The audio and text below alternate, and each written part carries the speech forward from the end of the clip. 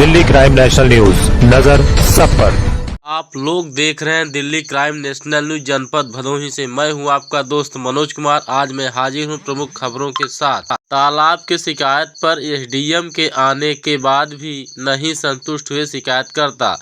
Bhadohi सूर्यावा block ग्राम सभा बलभद्रपुर के चक भवानीदास गांव में ग्राम सभा के प्रधान पतिश्याम सुंदर व ग्राम सभा के लोगों के द्वारा बताया गया कि गांव के तालाब नक्शा में दर्ज है।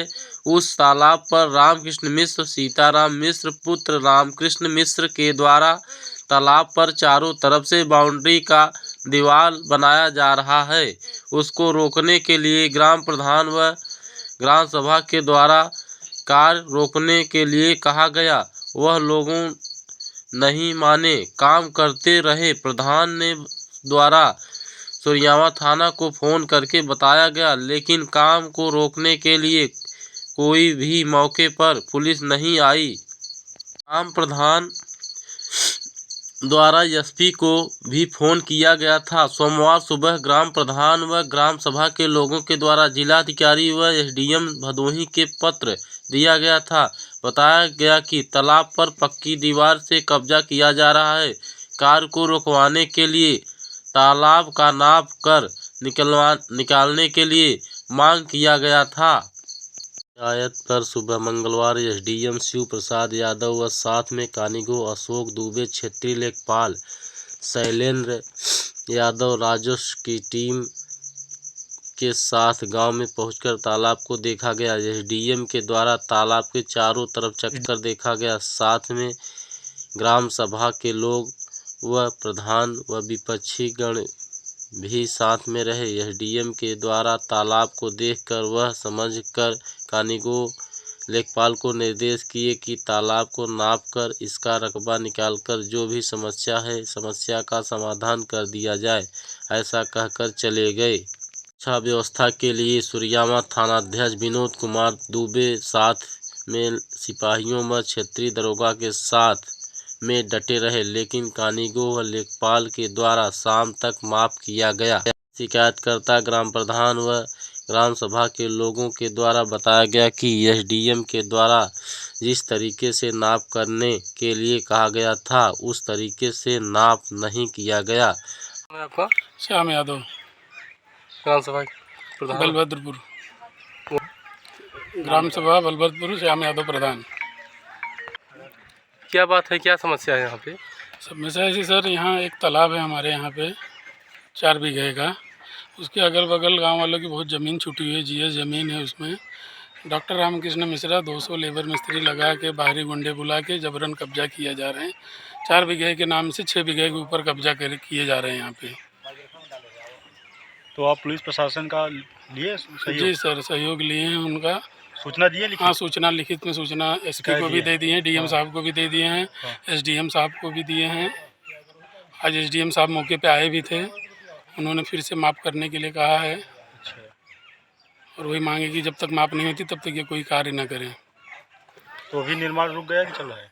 निर्माण चल ही रहा है इनका, रुका नहीं है निर्माण। निर्माण इनका चल ही रहा है। और हमारे ही ग्राम सभा में और ऐसे इन्होंने 3 जगह कब्जा किया है। 7 नंबर, 21 नंबर और 49 नंबर में कम से कम।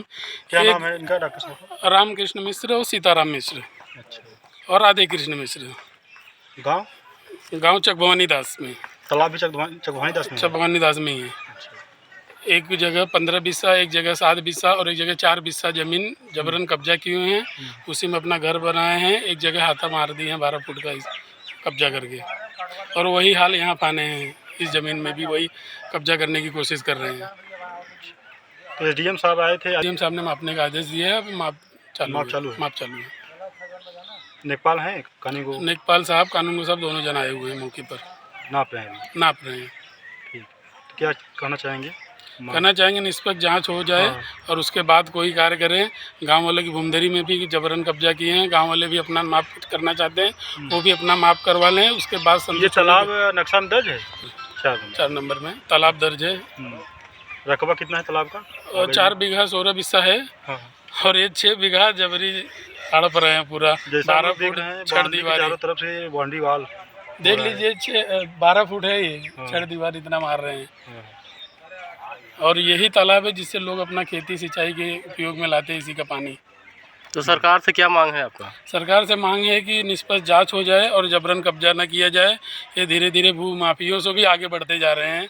डॉक्टर रामकृष्ण मिश्र, सीताराम मिश्र और उनके पिताजी सतीश का क्या पिताजी का नाम है कृष्ण मिश्र।